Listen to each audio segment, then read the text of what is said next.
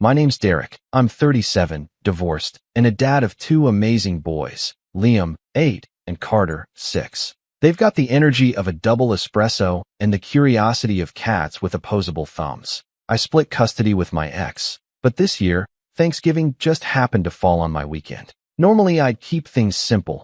Turkey sliders, board games, maybe some backyard football if the weather held. But this year, I got roped into something else. It started with a text from my sister, Mallory. She's 2 years older than me, lives in a mini mansion with her husband, Greg, and has 3 kids. They're the kind of family that dresses in matching outfits for beach photos and throws $2,000 birthday parties with gift bags that probably cost more than my monthly grocery bill. Her texts are always short and always read like demands dressed up as invitations. Thanksgiving at Mom's. You're coming. Bring the boys. For PM. No, please. No, what do you think? Just a timestamp and an order. But the boys were excited. They love seeing Grandma. So I swallowed my instinct to decline and typed back, "We'll be there." Now, a bit of background. Family gatherings in my house growing up were chaotic, loud, and full of food. My mom used to cook enough to feed a football team, and if you didn't leave the table in a food coma, she acted like she'd failed. But ever since Mallory married Greg, a man who unironically says things like self-made alpha, things changed. The menu became elevated. The tone? Judgmental. And the seating arrangement somehow always made my kids feel like accessories instead of people. Still, I told myself I'd go with a good attitude. I even dressed the boys up in little button-ups and combed their hair. We brought pumpkin pie and a green bean casserole I'd made from scratch. I know that's not exactly revolutionary, but I was proud of it. I don't get many chances to cook something that doesn't come from a box or involve Dino nuggets. We got to Mom's house at 3:58, which apparently was already a problem. Mallory opened the door, looked at her Apple Watch, and muttered, "You're cutting it close." I smiled. "Hey, good to see you too." She didn't respond, just turned and walked back toward the kitchen, calling out, "They're here," like we were the last guests to arrive at our own intervention. Mom gave the boys a big hug, then patted me on the shoulder. Her hair was done up fancier than usual, and she had on this deep green blouse that looked expensive. She didn't say anything about the casserole, just took it from my hands and said, "The boys will eat, right?" I didn't plan for picky eaters. That felt weird. I mean, Liam eats practically anything that isn't green, and Carter lives on mac and cheese and mini meatballs. But I just nodded. Yeah, they'll be fine. When we got into the dining room, that's when I realized what kind of evening this was going to be. The table was massive, the big oak one that only comes out for holidays, and it was absolutely packed.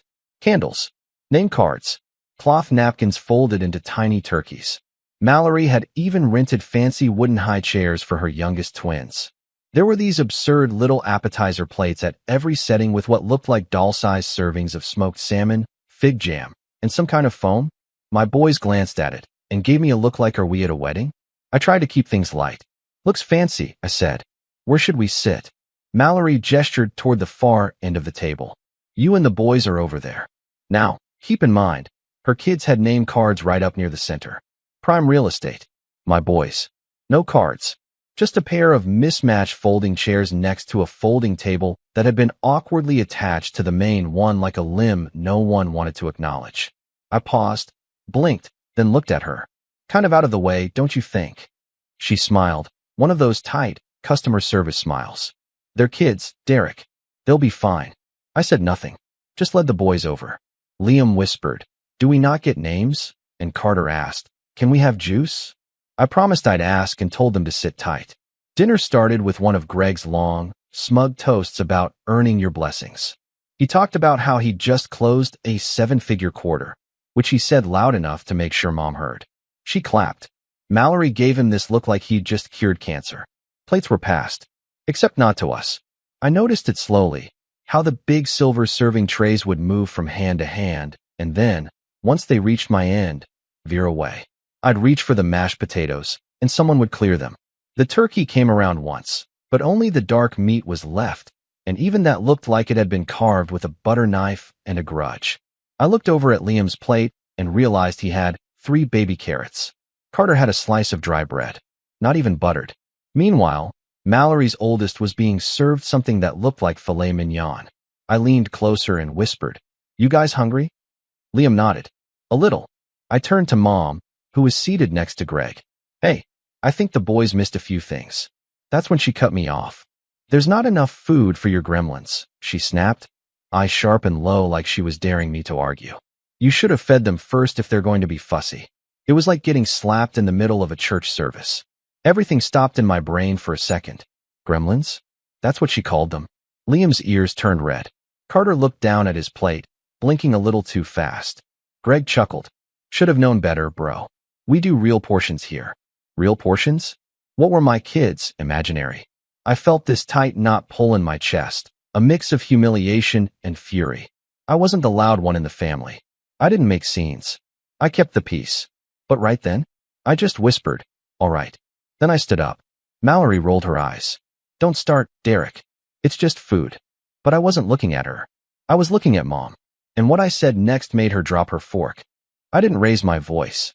I didn't throw the green bean casserole across the room or flip the table like I wanted to. All I said, quietly, but clearly, was, you're not their grandmother anymore. The words hung there like a crack in glass, invisible at first, until everything started to splinter. Mom's fork slipped from her fingers and hit her plate with a loud clink. She blinked at me like she hadn't heard me right, or maybe like she had and couldn't believe I had the gall. Mallory froze mid-bite, staring at me over her wine glass with her mouth slightly open. Even Greg stopped smirking long enough to actually look uncomfortable for once. I didn't wait for a response. I crouched next to Liam and Carter, gently placed a hand on each of their backs, and whispered, "Come on, guys." They didn't ask why. They didn't protest. They just nodded and stood, chairs scraping softly against the hardwood as we made our way past the stunned table. "Derek," Mom said, finally finding her voice, "don't be ridiculous." I paused at the doorway. I brought food. I brought your grandkids. I brought my time. And you served them scraps like they were dogs. Her eyes flared. I didn't know you were going to be this sensitive. That word. Sensitive. It's the kind of thing people say to make your hurt feel illegitimate. Like being mistreated is only a problem if you're too weak to shrug it off. I turned back to her one last time. You called them gremlins, Mom. Mallory chuckled under her breath. Well, if the shoe fits. I didn't even look at her. I just said, "Happy Thanksgiving," and walked out. We got in the car. I buckled the boys in and sat behind the wheel for a moment, hands clenched at 10 and 2, staring at the steering wheel like it might have answers. Liam was quiet. Too quiet. Carter sniffled once and tried to hide it behind the collar of his shirt. "Are we in trouble?" Carter asked. I looked at him through the rearview mirror. "No, buddy. Not even close." I wanted to believe that was the end of it. That maybe the embarrassment I'd caused would force them to reflect. That maybe, just maybe, Mom would call the next day and apologize. But what happened instead told me everything I needed to know about where I stood in my own family. The next morning, I got a text. Not from Mom. Not even from Mallory. It was from Greg. That little performance last night. Pathetic.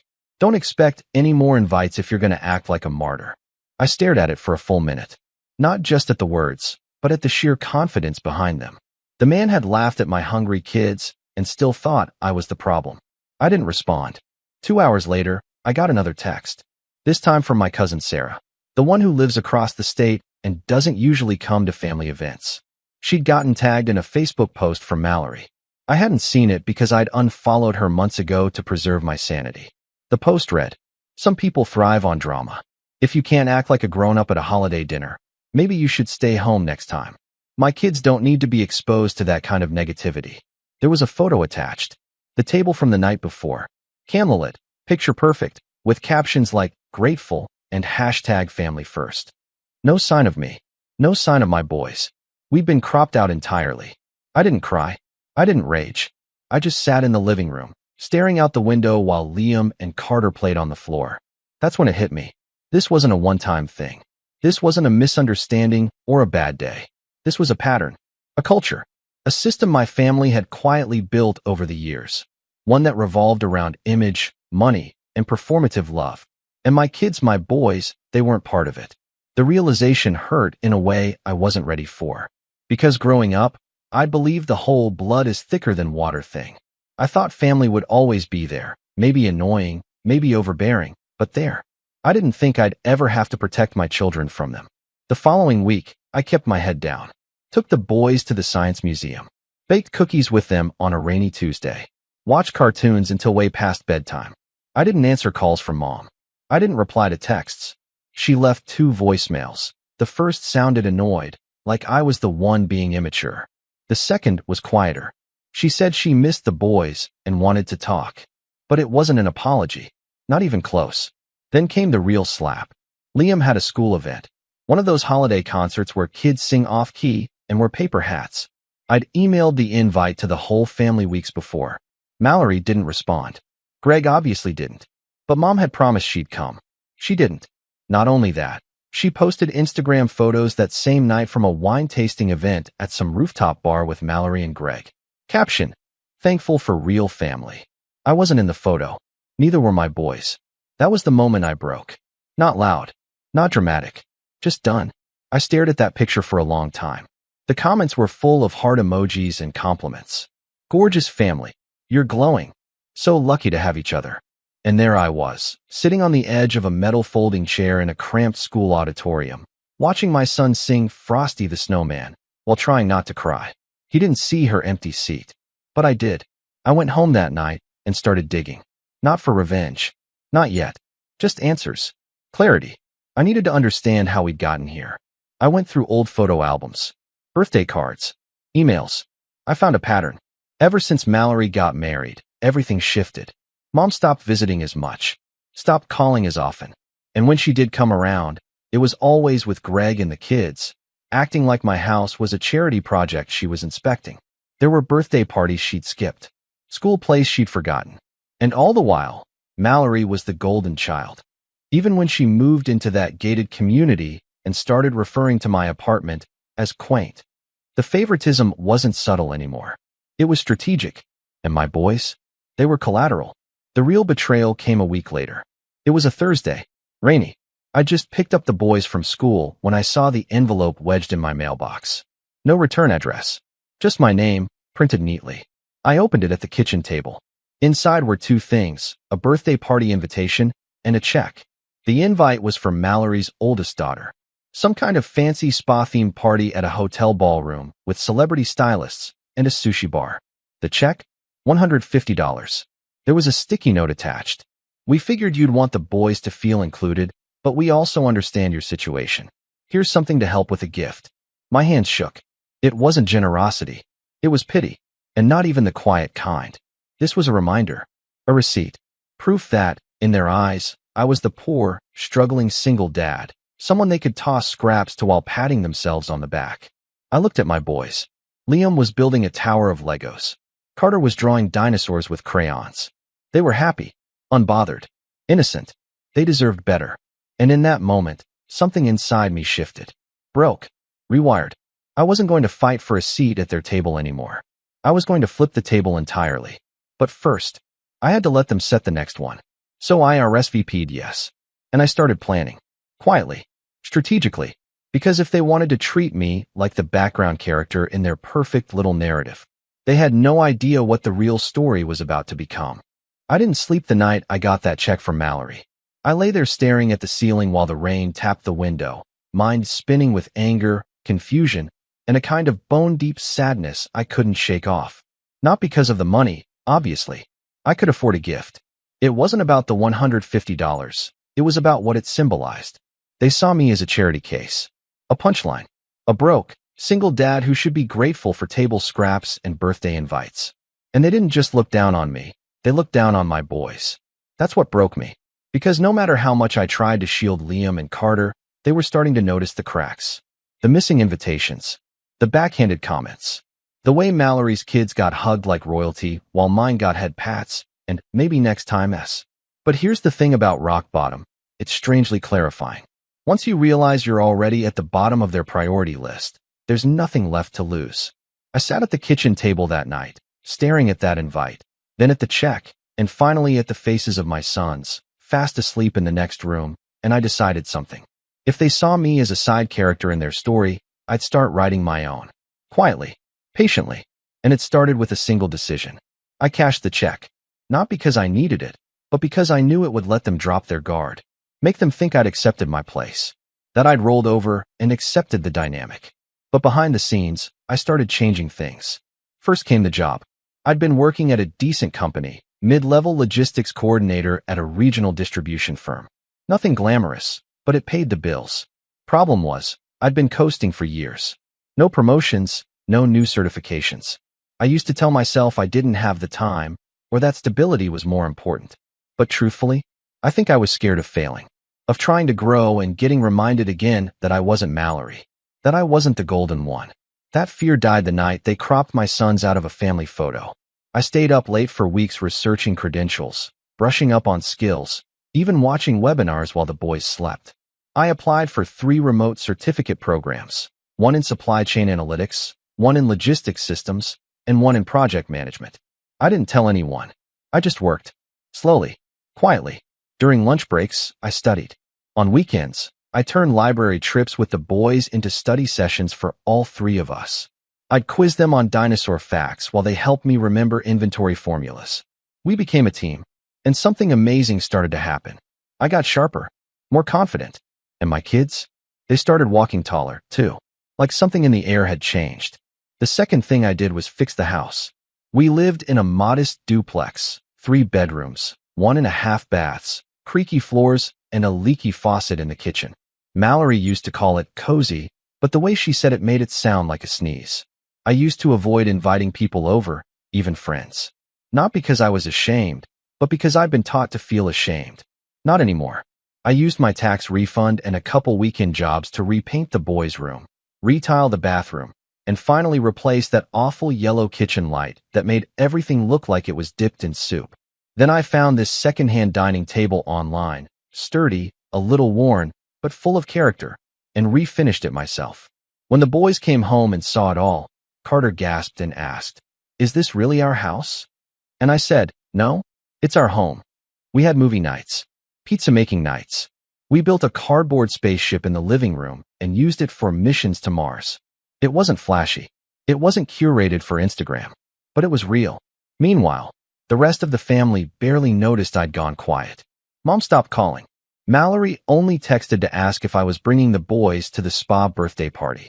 I replied with a short yes. No emojis. No smiley faces. Just enough to let them think I was still playing my part. What they didn't know was that something was building. By February, I'd finished the first of my 3 certifications. I framed it and hung it above my desk, not as a trophy, but as a promise to myself. By March, I got a call from a recruiter I'd connected with months earlier. They had an opening at a major logistics firm, fully remote, better hours, and nearly double the salary. I nailed the interview. When I got the offer letter, I sat in the kitchen staring at it, then called Liam over and said, "Want to help me pick a new keyboard? Your dad's got a new job." He screamed and tackled me in a hug so hard we knocked over a glass of chocolate milk. I didn't care. We celebrated that night with grilled cheese sandwiches and a dance party in our socks. But none of this was about money. Not really. It was about rebuilding the identity I'd let them strip away over the years. The idea that I was less than just because I didn't have a gated driveway or a private chef. It was about showing my boys what it looks like to stand back up after you've been humiliated. Still, I kept it all to myself. No social media posts. No humble brags. I didn't need to prove anything to them. I was proving something to me. Then came the final step. The party. Mallory's daughter's spa birthday extravaganza. She'd booked a ballroom at a 5-star hotel, hired a team of stylists, and sent out printed invitations that looked like they belonged at a celebrity wedding. I almost didn't go. I'd RSVP'd yes months ago, but now that the day was here, the idea of watching my boys be treated like background noise again made my blood boil. But I had a plan. I didn't tell the boys what to expect. I just dressed them up nice. Liam in his blue button-up with the tiny spaceships, Carter in his favorite bow tie, and brought a plain white box under my arm. No flashy wrapping paper. No big gift bag. Just a box. When we arrived, Mallory greeted us like she was a queen holding court. "Oh, you made it," she said, like she was surprised. Then she glanced at the box. "Is that the gift?" I nodded. She blinked. "Did you want me to put it with the others?" "Sure," I said, handing it to her. "But maybe don't open it until later." She gave me a strange look, but shrugged and walked away. The boys got ushered to the kid zone, which was decorated like a mini spa with robes and fruit water and fake facials. To my surprise, no one sneered at them. In fact, a few of Mallory's friends' kids actually seemed happy to see them. Still, I could feel the tension in the air. The little digs from Greg. The tight smiles from Mom.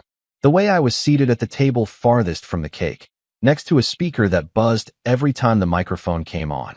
They thought I was here to behave, to stay quiet, to accept my place. But I wasn't the same man who left that Thanksgiving dinner in silence. Something was coming, and it was wrapped in that plain white box. What was inside? Well, let's just say it wasn't what they expected. And when Mallory finally opened it, after the cake, after the spa treatments, after the group photos where my sons were once again placed at the edge like afterthoughts, she let out a tiny gasp. Mom leaned in. Greg frowned, and I just sat back in my chair, smiling, because the moment of reckoning had finally begun.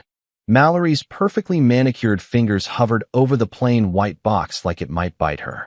She'd already unwrapped diamond-studded bracelets from family friends and a full-sized iPad from one of Greg's coworkers. So when she picked up my nondescript package, no ribbons, no logo, no pastel pink wrapping to match her party aesthetic, she looked like she was handling a raw potato in a fine china shop. From Derek, she announced to no one in particular, but loud enough for Mom and Greg to hear. I watched from across the ballroom as she peeled back the lid. Her smile froze before it fully formed. Mom leaned over her shoulder to look inside and immediately went pale. Greg, still chewing on some overpriced hors d'oeuvre, furrowed his brow and said, "What's that?" Mallory's voice came out a little thinner than usual. It's just photos."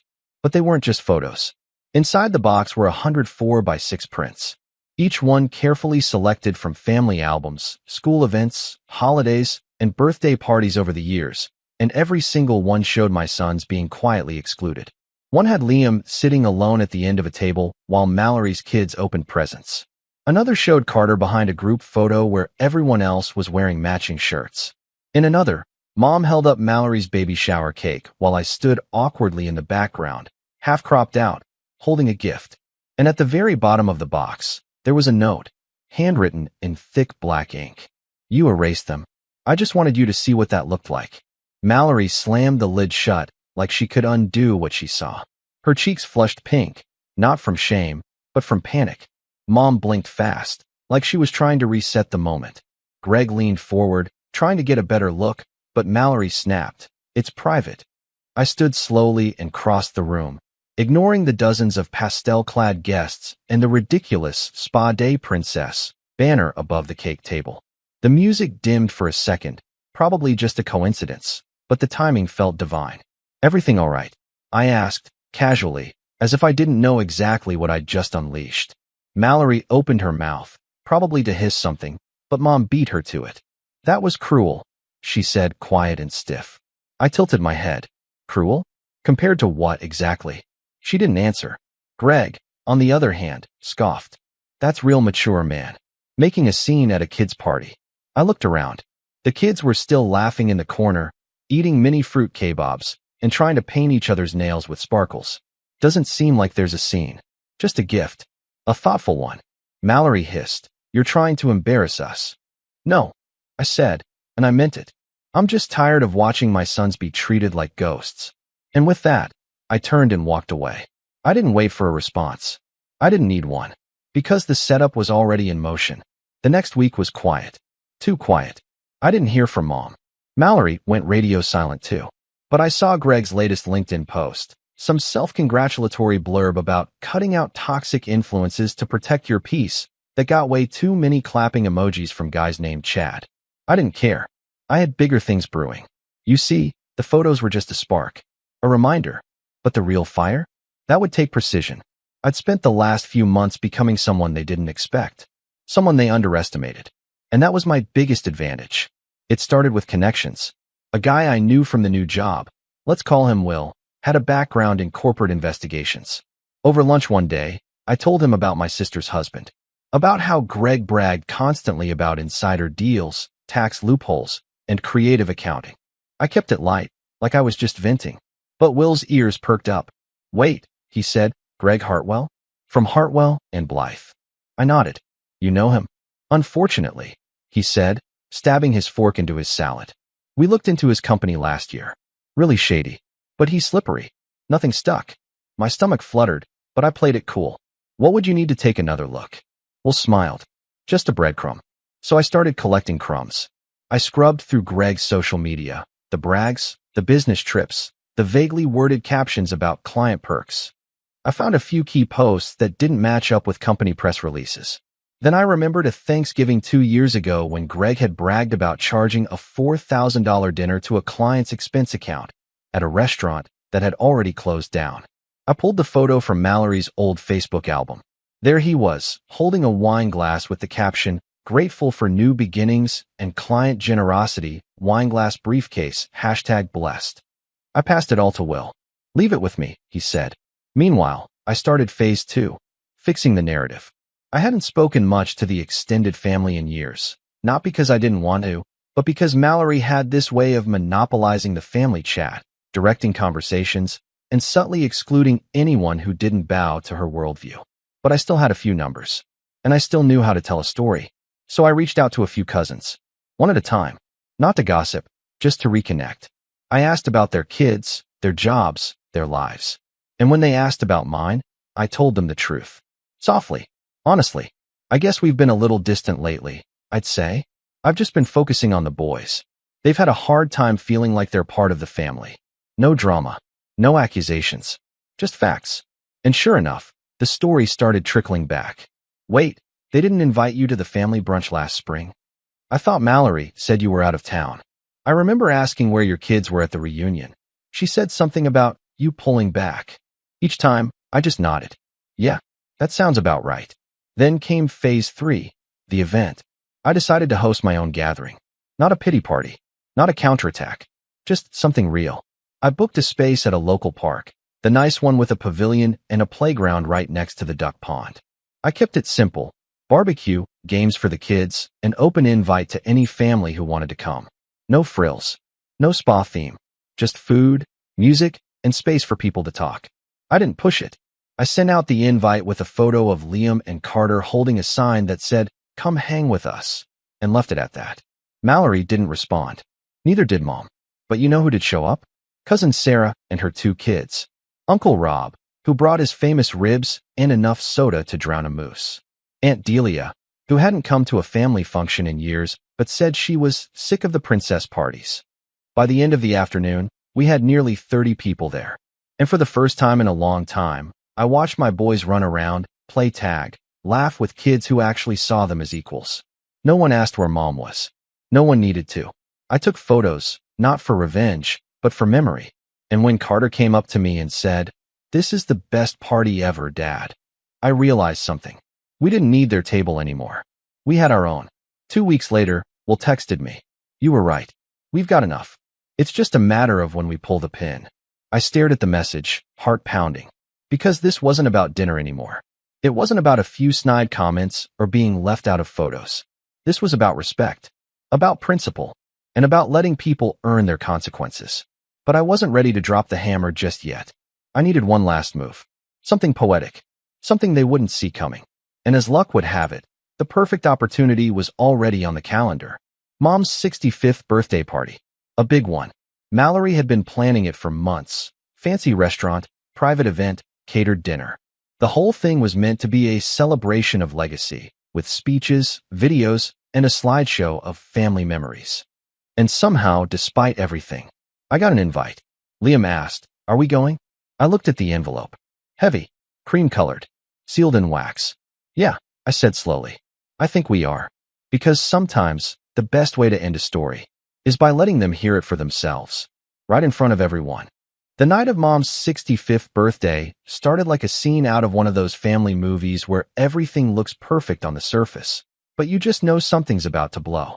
It was held in a private banquet room of an upscale downtown restaurant. Chandeliers, fresh orchids at every table, soft jazz in the background, and waiters wearing gloves that probably cost more than my entire wardrobe. Mallory and Greg had spared no expense and made sure everyone knew it.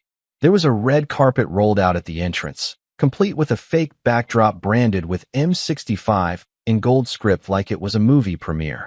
The guests, distant relatives, family friends, and Greg's corporate buddies, mingled in cocktail attire while sipping champagne. We arrived right on time. Liam wore his navy blazer, and Carter wore his favorite silver clip-on tie that made him feel like a lawyer from TV. I wore a charcoal suit, not flashy, but clean, and carried a small black flash drive in my coat pocket. Mallory spotted us the moment we walked in. Her eyes scanned us like we were a surprise audit. She forced a tight smile. "You actually came," she said. "Brave." I smiled back. "Wouldn't miss it." Mom was standing near the front, bathed in attention, holding a glass of wine. Her eyes met mine for a moment, and something flickered behind them. Not warmth, not guilt, just a wary sort of curiosity. I nodded politely and guided the boys toward our assigned seats. Table 11, tucked in the back, near the kitchen. Of course, the kid table, with 2 extra chairs hastily jammed in. I didn't react. I just took my seat, adjusted my cuffs, and waited. Dinner began. A 5-course ordeal that included some sort of beet foam and a main dish that I'm still not convinced wasn't just chicken in disguise. Speeches followed. Greg started with a 10-minute monologue about building legacy and how family is the foundation of every empire. Mallory gave a slideshow presentation next, with soft piano music and sepia-toned photos of Mom holding her grandkids. Every photo featured her kids, smiling, laughing, hugging Grandma like a Norman Rockwell painting. My boys. Not one shot. Not even the birthday where Liam gave Mom a hand-drawn card that took him 3 days to make. She closed the slideshow with, "To Mom, the heart of our family, thank you for always showing up." The audience clapped politely. Some nodded misty-eyed. That was my cue. I stood up. Mallory blinked. "Derek?" she said, like I'd stood at the wrong moment during a church service. I smiled. I asked the event coordinator if I could say a few words. She said yes. Mallory's eyes narrowed. "We already wrapped the speeches. It'll be short," I said, stepping toward the front before she could stop me. Mom shifted in her seat, visibly uncomfortable. I took the mic, looked out over the sea of manicured faces, and said, "Thank you all for being here to celebrate our mom. 65 years is no small feat, and she's certainly built something impressive." Mallory beamed. "But tonight, I'd like to share a different kind of slideshow." A few heads tilted. Someone laughed nervously. I held up the flash drive. "This one isn't about glossy memories. It's about what's left out of those memories. It's about 2 little boys who call her grandma, who've been left off tables, out of pictures, and out of birthday invitations, not by accident, but by design." Gasps. Shuffling. Mallory rose halfway from her seat. "Derek, turn it off." But the AV tech had already plugged it in. The screen behind me lit up. Photo after photo flashed across the screen. My sons, sitting alone at family events.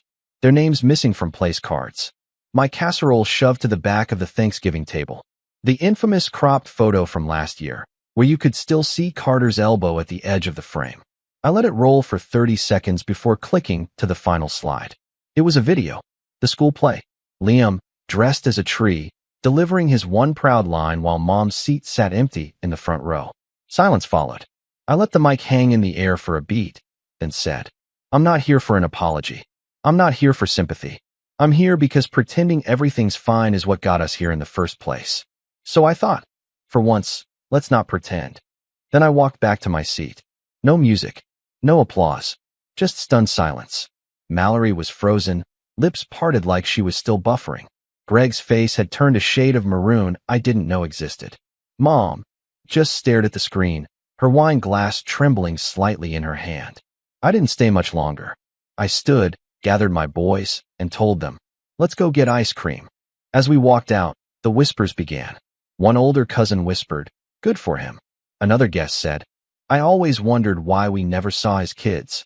I didn't look back. The fallout came fast.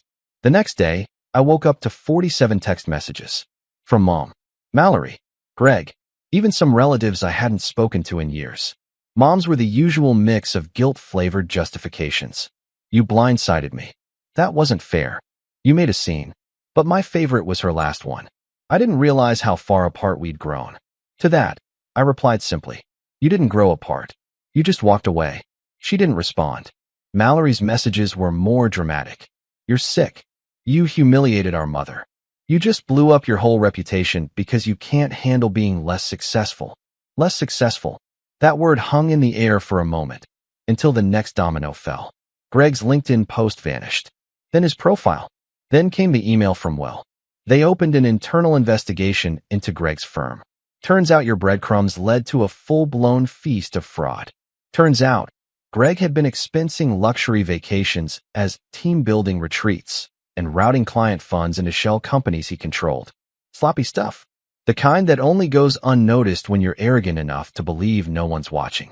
Within 2 weeks, his name disappeared from the partner page on Hartwell and Blythe's website. By month's end, they'd scrubbed his bio entirely. I didn't celebrate. Not openly. But I'll admit, I slept well. As for the rest of the family, the silence was loud at first. Some cousins distanced themselves. A few reached out, cautiously, like they were checking if I still had a bomb vest under my suit. But over time, something shifted. People started inviting me to things. Liam got birthday invites. Carter got Christmas cards. Uncle Rob called and asked if we wanted to join a family fishing trip this summer. Just the guys, he said. No drama. Even Aunt Delia sent me a thank you note. Handwritten. Said she hadn't felt seen in years. Mallory and Mom. They haven't spoken to me since. And that's fine. Not every bridge needs to be rebuilt. Sometimes, the best thing you can do for yourself and your kids is to let the old house burn and build something better with the ashes. A few weeks ago, Liam asked me why we don't see Grandma or Aunt Mallory anymore. I paused, then said, because some people only love you when it's convenient. And we deserve better than that. He thought about it, then nodded and went back to building his Lego spaceship. Last night, we had dinner at our little refinished table. Homemade lasagna, chocolate chip cookies, laughter, no fancy place cards, no name tags, just love. And for the first time in years, I felt full, truly full, because I didn't just stand up for myself. I showed my sons what it means to have dignity, to draw a line, to say, this is enough. And this time, they heard me. Every word.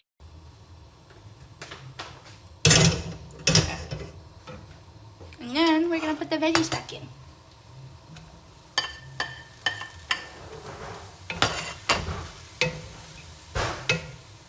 And we're going to put soy sauce. Hi, Paulus. Fun fact about me, I did work in a lot of taco trucks. Ah, I see. So you're a pro at making tacos. Soy sauce. And then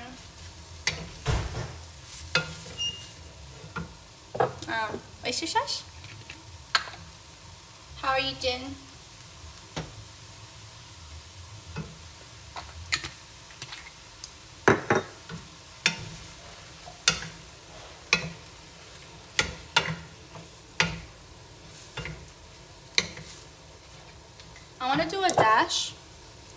I want to do a dash of black vinegar.